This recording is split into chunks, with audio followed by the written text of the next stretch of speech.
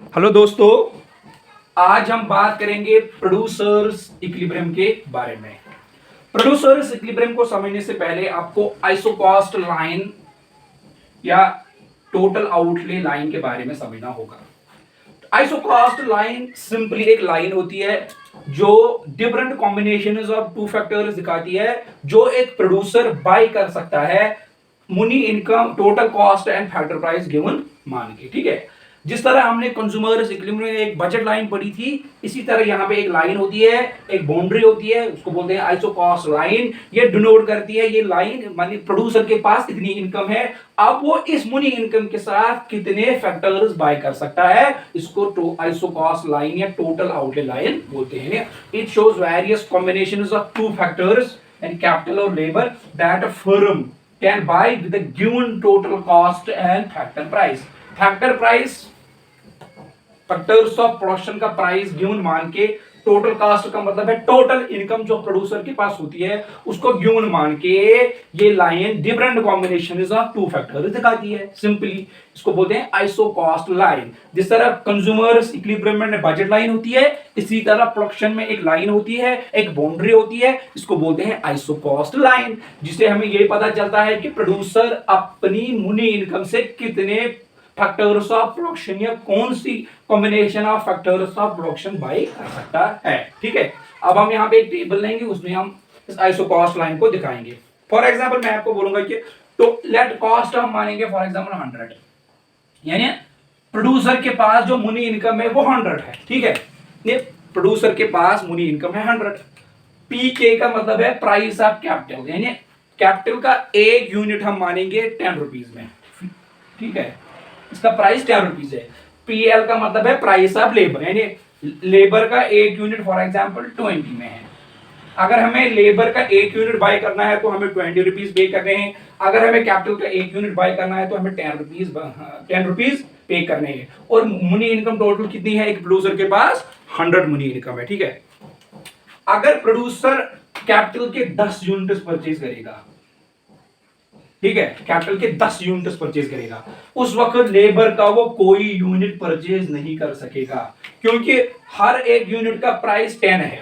तो 10 यूनिट जब वो परचेज करेगा 10,000 होगा 100। तो इसकी टोटल मुनी इनकम स्पेंड हुई। इसी को ये 100 जो मैंने यहाँ पे डिनोट किया, ये एक लाइन है, आइसोकॉस्ट लाइन, ये डिनोट करता है इसके पास 100 मुनी इनकम है। सो टोटल कॉस्ट कितना है? 100 है। दूसरी कॉम्बिनेशन ये भी हो सकती है कि प्रोड्यूसर बोलेगा कि मैं कैपिटल के फॉर एग्जांपल 8 यूनिट यूज करूंगा,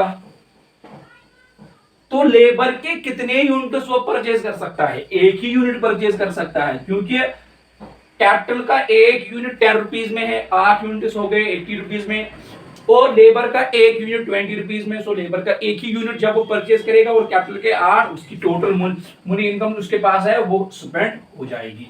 इसी तरह और एक कॉम्बिनेशन बन सकती है, फॉर एग्जाम्पल इसके वो 6 परचेज करेगा, इसके वो 4 परचेज कर सकता है, डिफरेंट कॉम्बिनेशन वो परचेज कर सकता है। इसके फॉर एग्जाम्पल वो 2 परचेज कर सकता है, इसका कोई यूनिट परचेज नहीं कर सकता है।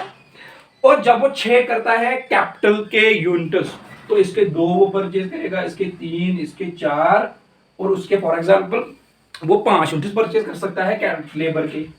यहां पर कैपिटल का अगर उसने लेबर 5 यूनिट परचेज किए, हर एक यूनिट का प्राइस 20 रुपीज है, उसका टोटल मुनी इनकम स्पेंड हुआ 100 रुपीज, तब वो कैपिटल का कोई यूनिट परचेज नहीं कर सकेगा। सो these are the different combinations of two factors that a producer can buy with the given total cost and factor price, और it is called the isocost line. देखो ये कॉम्बिनेशन दिखाती है ये लाइन, जो आइसोकॉस्ट लाइन, ये combination, इस combination में उसको एक कॉम्बिनेशन चूज अब करनी है, डिपेंड्स अपॉन द प्रोड्यूसर। देखो अगर वो कैपिटल के फॉर एग्जांपल 10 यूनिट जब वो परचेज करता है, उसका मुनी इनकम 100 है, तो 100 उसका स्पेंड हुआ, इससे आगे वो लेबर परचेज नहीं कर सकेगा जब वो कैपिटल के 10 यूनिट परचेज करता है, क्योंकि इसकी टोटल इनकम 100 ही है। सो यही दिखाता है उसकी टोटल इनकम कितनी है, यही आइसोकॉस्ट लाइन दिखाता है।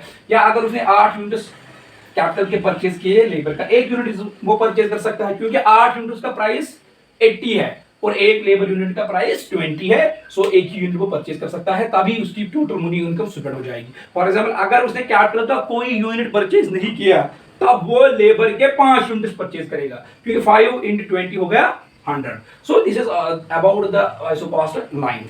अब हम इसके डायग्राम की बात करेंगे कि आइसोकॉस्ट लाइन किस तरह से बन जाएगी। तो टेबल में मैंने इसको दिखाया, मतलब किस तरह ये डिफरेंट कॉम्बिनेशन दिखा दी है। ज्यादा मुश्किल टॉपिक नहीं है, प्रोड्यूसर इक्विलिब्रियम जब हम पढ़ेंगे अभी उसमें ये जरूरत लगेगा। सो अगर हम आइसोकॉस्ट लाइन की बात करेंगे तो आइसोकॉस्ट लाइन ये है, ठीक है। यहाँ से हम कैपिटल लेते हैं और यहाँ से हम लेबर लेते हैं, ठीक है, कैपिटल और लेबर। अगर इसका मतलब है अगर ये फॉर एग्जांपल 0 यूनिट को एल का परचेज करता है तब सारे यूनिट्स को कैपिटल के परचेज करता है। यहाँ पे वो 0 यूनिट्स कैपिटल के परचेज करता है, वो लेबर के सारे यूनिट्स परचेज करता है, ठीक है। So this is the isocost line, इसको बोलते हैं आइसोकॉस्ट लाइन। ये है आइसोकॉस्ट लाइन, ठीक है। आइसोकॉस्ट लाइन आपको पता चल गया अब आइसोकॉस्ट लाइन क्या है। अब हम बात करेंगे slope of isocost, slope of isocost line. इसके स्लोप के बारे में हम बात करेंगे। आइसोकॉस्ट लाइन का स्लोप की बात अगर हम करेंगे, इसका स्लोप जो है वो है बराबर price of labour divided by price of capital. This is the slope of the isocost line. Slope of isocost line है लेबर का कितना प्राइस है डिवाइडेड बाय कैपिटल का कितना प्राइस है, ठीक है। So slope of isocost line is equal to PL divided by PK। क्यों ये PL PK है? क्योंकि जब हम P perpendicular divided by base करेंगे, perpendicular divided by base, perpendicular क्या है कैपिटल और यहां से y एक्स एक्सिस पे क्या है लेबर है। सो जब हम OK डिवाइडेड बाय OL करेंगे तो वो हमें जब हम उसको लॉबरेट करेंगे, जब उसको एक्सपैंड हम करेंगे वहां से हमें निकलता है PL divided by PK। Simply आपको याद रखना है कि स्लोप ऑफ आइसोकॉस्ट किसके बराबर है, price ratio of the factors of production is called the slope of the isocost line. जो फैक्टर्स का प्राइस होता है उनके रेशियो के बराबर स्लोप होता है। So slope of isocost is called price of labour divided by price of capital, ठीक है। ये आपको ये बात आपको याद रखनी है, सिंपल कॉन्सेप्ट है। अब हम आएंगे प्रोड्यूसर इक्विलिब्रियम पे, यानी प्रोड्यूसर कहां किस पॉइंट पे इक्विलिब्रियम में होगा, कौन सी ऑप्टिमम कंडीशन होगी प्रोड्यूसर के लिए जहां पे एक प्रोड्यूसर प्रोडक्शन करेगा, इसके बारे में अब हम बात करेंगे। देखो प्रोड्यूसर इक्विलिब्रियम या optimum combination of the factors of वो कंडीशन होती है जहां पे प्रोड्यूसर इक्विलिब्रियम में होता है। इक्विलिब्रियम का क्या मतलब, वो पोजीशन जो अब चेंज नहीं हो सकती है, state of position of no change is called the equilibrium. So producer equilibrium के लिए दो कंडीशन जरूरी है। पहली कंडीशन, फर्स्ट कंडीशन, तब हम बोलेंगे कि प्रोड्यूसर इस वक्त इक्विलिब्रियम में है। जो इक्विलिब्रियम पॉइंट होगा वहां पे जो आइसोकॉस्ट लाइन होगी वो टेंजेंट होनी चाहिए आइसोकॉस्ट करो, क्या isocost line must be tangent to isocost करो, आइसोकॉस्ट करो, यानी जो आइसोकॉस्ट लाइन ये जरूरी आइसोकॉस्ट के को टेंजेंट होनी चाहिए, यानी isocost line must be tangent to the isocost करो, यानी आइसोकॉस्ट लाइन टेंजेंट होनी चाहिए आइसोकॉन्ट को, जो हमारे पास आइसोकॉन्ट है उसको ये टेंजेंट होनी चाहिए। This is the first condition. इसका यही भी मतलब है कि slope of isocost, slope of isocost, slope of isoquant होना चाहिए बराबर स्लोप ऑफ किसके बराबर, आइसोकॉस्ट के बराबर, यानी स्लोप ऑफ आइसोकॉन्ट होना चाहिए बराबर स्लोप ऑफ आइसोकॉस्ट के। जो मैंने आपको बोला प्रोड्यूसर इक्विलिब्रियम तब हम कहलाएंगे जब ये कंडीशन सेटिस्फाई हो जाएगी, यानी आइसोकॉस्ट लाइन टेंजेंट होनी चाहिए किसके बराबर, आइसोकॉस्ट को। सो इसका ये भी मतलब है उनका स्लोप बराबर होना चाहिए। स्लोप ऑफ आइसोकॉस्ट हमने पिछले वाले लेक्चर में पढ़ा था, वो मैंने आपको बोला था कि वो किसके बराबर होता है, marginal product of labour MPL divided by MPK। और स्लोप ऑफ आइसोकॉस्ट, आइसोकॉस्ट का स्लोप हमने अभी पढ़ा price of factors of production. So जब ये कंडीशन सेटिस्फाई हो जाएगी तब हम बोलेंगे कि प्रोड्यूसर इक्विलिब्रियम में है। ये पहली कंडीशन है। इसके बाद और एक कंडीशन है, सेकंड कंडीशन।